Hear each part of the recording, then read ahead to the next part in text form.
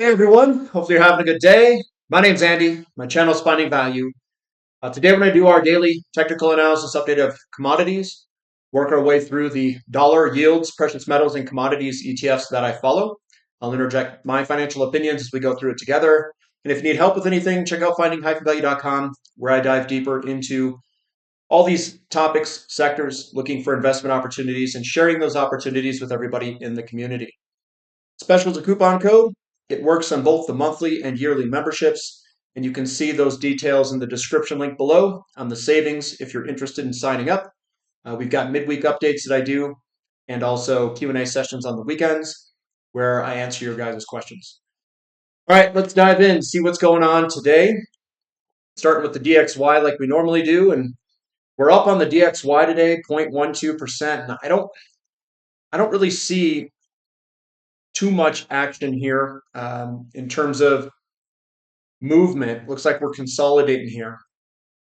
And we've got this downward move, a little bit of a consolidation. I can't tell if this is ready to turn here or if this is going to be a continuation pattern. So that's kind of what we're waiting for. Longer term, I would say all the arrows that I've got indicating moving up are correct because we've got a double bottom and we've been working our way on up. But we're right at that point where it could break lower. This could be an inverted flag pattern, potentially. And then we start to break through some of these support zones, which is our uptrend, basically, coming on up. And if we break through some of this in here, it's possible that we head lower. Then that could trigger other things if it decides to break lower, where you've got this uptrend channel that we've been in.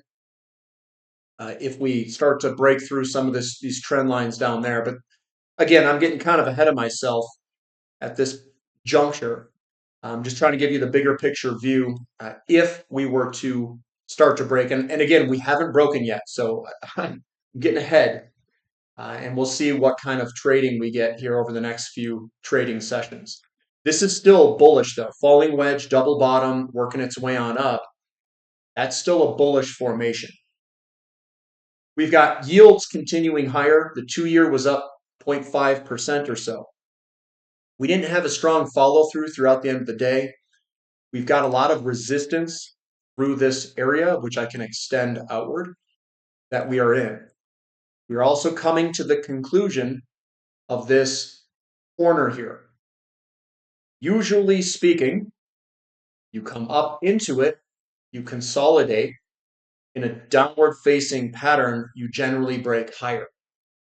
That's the general rule of that.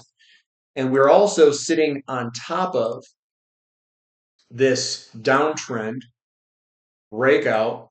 And then are we going to get like a retest before heading higher? We could. So again, I know I'm not stating much here because I don't trade technicals based off the technical solely. I think we're going higher in yields. The path in the short term, difficult call. You kind of have to wait for the breakout to get more clarity if this is going to give us a false breakdown, then a move higher, or if we're just going to straight out make a run for it to the upside. Now, the inflation sensitive assets are moving up. They're putting in bottoms, I should say, and trying to move up in commodities. So it makes me think that it's possible that we break straight to the upside. But if there's some sort of event that occurs, then we'll take the detour lower before going up. 10-year yields up 0.75. We're at resistance, trying to break out. If you back out a little bit on the 10-year, we've got a similar setup to the 2-year.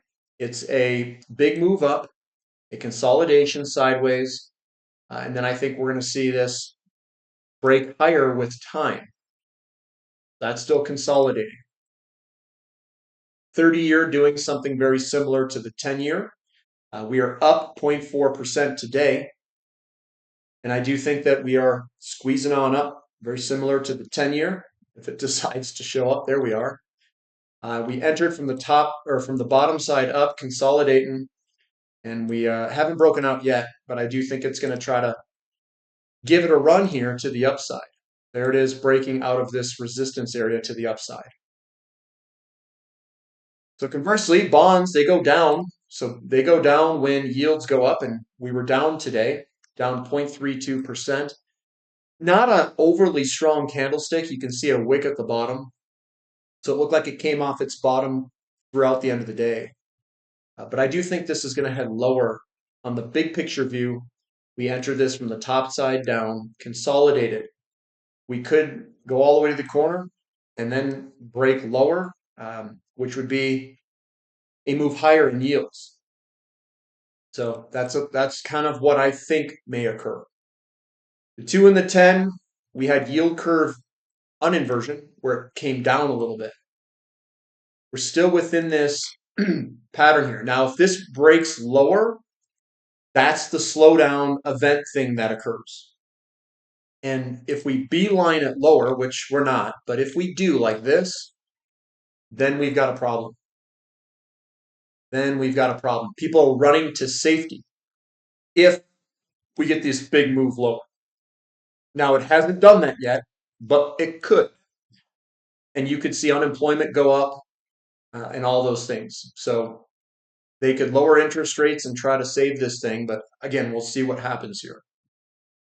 TYX TNX ratio is down a little bit. Not really a huge tailwind behind gold today. With this down and the DXY up, it's headwinds.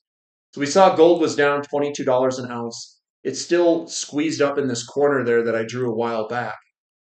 It still looks bullish. I'll I'll draw this in a little bit better. Not, what you draw in here, the pattern doesn't even matter. It's squeezed up, and we don't have a lot of selling pressure. That's generally a bullish move to go higher, irrespective of what pattern this creates. It's the same pattern as here. This is a bullish formation to go higher, bullish formation to go higher. Silver doing something very similar. We're just chopping sideways, consolidating. That's generally a bull flag to break higher. Platinum doing something similar. It's just a bull flag to break higher. It's the same thing. And again, we're in an uptrend. This is the uptrend here. We're just flagging out, stair-stepping higher is what I see. Palladium's up 0.7%. The lone wolf today in the precious metals area being up. But that's broken into the upside. Still looks good to work its way on up. Now, could we get a back test or something? That is possible. That's what this signifies, a back test and then a rip higher. It doesn't always have to do that. So when people trade in the short term, if you're decent, you wait for the setup. You're real patient. And then you wait. So you wait. And then for me, I get it in like a corner here. That's where I would choose to go. And then you break out like this, and then you just wait the entire time. Like you become an investor if you're me. Because the short-term stuff, you don't make much money. XAU to gold ratio, you're down 2% today. It's pulling on back a little bit. And we're still at a very cheap level. So, yeah, we're down today in terms of gold and silver mining companies underperforming gold, which would be a little bit stronger selling pressure day to day. But it still looks okay, and we're cheap. GDX down 2.3%. Let's see if it's nah, it's not too bearish. We've got support coming through some of these areas just underneath us. We got some selling pressure today, and it did close a little bit to the strong side. But we got to see follow through. And GDXJ doing the same thing. I mean, same with SILJ, a little bit of selling pressure. But there's still, it's not a ton of selling pressure, but there's a little bit there. Could this still be a flag pattern? It could be. So we have to wait. We have to see if there's any follow through. We have to see what kind of lack of selling pressure or buying pressure we see. Crude oil is down 2%. That's still within its flag pattern. I'm surprised how crude oil has basically broken away from interest rates here. That I am a little bit surprised by. Usually crude oil leads or goes up with interest rates. I'm just surprised to see it going down. But I'm sure Bissent and Trump are probably in the background saying, hey, how do we get this lower? Because they don't want interest rates to go up. So crude oil, I think they're hitting it here. We are squeezing into this big corner. And I do think this is going to break out on. That's what I think with time. TTF gas down 1.64% today. Someone's made the comment, and on Twitter, which could be right, that TTF gas could head lower while Henry Hub goes higher, and they kind of meet in the middle because LNG capacity is increasing. We should see these two converge at some point. That could be the case. We've got natural gas in America down 8% today. Whether it's weather related or whatever, it doesn't matter. Still bullish. We're still on top of stuff. We could do a retest down here if it wanted to.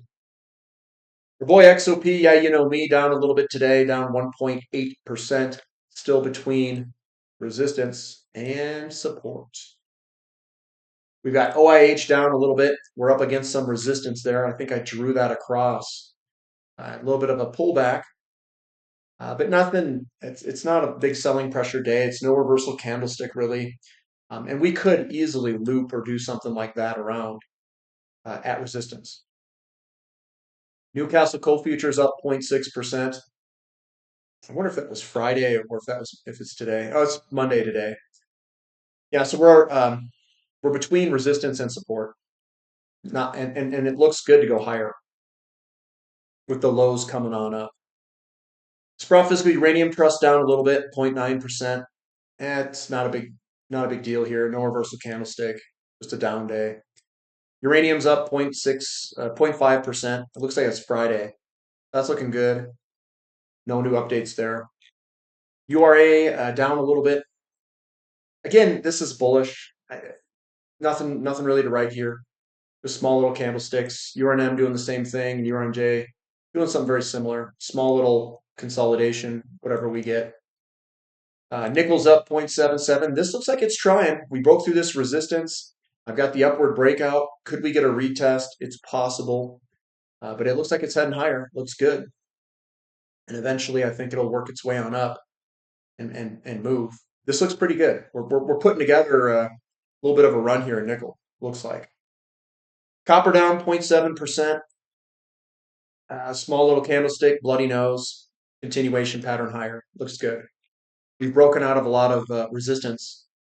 So it's go time. Go time, baby. COPX, the equity's down a little bit today. Again, nothing to worry about. It's a small down day. We're sitting on top of support. Everything looks good. I know it was down today, but everything looks good. Lithium up 1.6, trying to break through this last form of resistance in an uptrend. We've got the lows stepping up in here. That looks good. Looks good to go higher. Lithium looks fantastic. Move on up. REMX up 1.8% today. Still looks good. We've been consolidating here in this zone there, and it looks okay. I don't see a ton of selling pressure. I mean, outside of this weird day that everything sold off, everything looks okay. To continue on up. Iron ore down a little bit. We had a couple of days selling pressure, but bigger picture view, this looks good to go higher. I don't, we've got some resistance and support through this zone here. Kind of looks like a shoulder, a head, and a shoulder that's scribing out. So maybe we have to scribe this out for another however many months. That looks fine. Nothing to be too worried about. Aluminum down a little bit, still in that resistance support box. We've got Baltic Dry Index down 3%. That thing was ripping. A little bit of selling pressure here the past day. That was Friday. Friday, we got a 3% down day. I don't know what it did today, but it was Friday that had the down day. Looks okay. Still in an uptrend. Emerging markets down 0.22, up against resistance. Again, we still haven't broken out. We will with time. Just takes time. We've got Moo still scribing out the right-hand shoulder, and that hasn't changed yet. In a little bit of selling pressure today. We could pull back to this area down here where support is. But right now, when I look at these are not like tradable. They just kind of chop around. Like here and here, it could chop for a little bit before really breaking and moving. It doesn't have to, but I'm just stating it could. We've got KRE up 0.37% or so. It's hanging in there, looking good. We've got XHB down about 1.5%. Looks like it wants to do a retest back here. We could see a little bit of selling pressure in XHB, perhaps. But again, guys, the short term is really difficult to get. The way that I focus on these things, I don't look at them like so zoomed in. We pulled back, we had a double bottom, we broke out, and yes, we could get a return move or retest. And if it comes back, that's the buying opportunity, and then you just sit in it. And these shorter term market moves, like we're getting right now, they're just noise. It's not signal at all. Your signal is like the real estate market bottomed here. That's where you want to buy, and then you ride it all the way on up. All these little market movements in between, like these little, that there, this here, it's all noise. All that is noise in a bigger picture uptrend move. Are we in the uptrend still? Yes, because the homes aren't built. And the question then becomes, can higher interest rates stop the trend? And I don't think it can. Like you won't get a crash out of it. It's not like, oh, we're building far too many homes. Things just slow down, sales slow down, and then the home builders will slow down too. And higher interest rates could impact the home builders for a period of time for sure. And they have been getting impacted. It also helps the home builders. Higher interest rates have stopped home sales of existing homes. And now with the rate buy downs that they're doing, they're moving product through new homes. Russell's moving flat today. Still looks good. A little bit of a consolidation here. We've got S&P 500 chopping sideways, but we're on top of support. The Nasdaq's chopping sideways a little bit, down 0.14, but we're above the structure or pattern. Dow Jones Transportation's down a little bit. That's broken to the upside, so that still looks good. Not much selling pressure. XLI chopping sideways. We're in this support resistance zone, and we're still in it. And this still looks bullish to me. Maybe it's some sort of flag pattern that is developing. We've got Bitcoin up a little bit. This could still be negative though. This one was an upward facing flag, and this is a upward facing flag, which is a bearish formation to potentially break lower. And then we've got Ethereum up a little bit. Now this looks a little bit more bullish, where we could break higher. It's a double bottom. So, and then you get into the mismatch. We've got Bitcoin that looks like it could be a flag pattern, and Ethereum, which looks like it could go higher. And these generally trade in the same direction.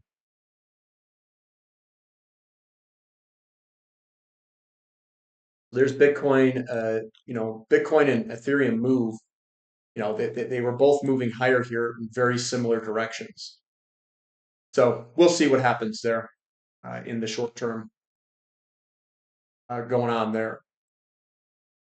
So that looks bullish to go higher for Bitcoin. MicroStrategy up 2.6. It's on support. That support's on the left-hand side over there from earlier trading all through here. So that's the support zone that we were kind of sitting on there.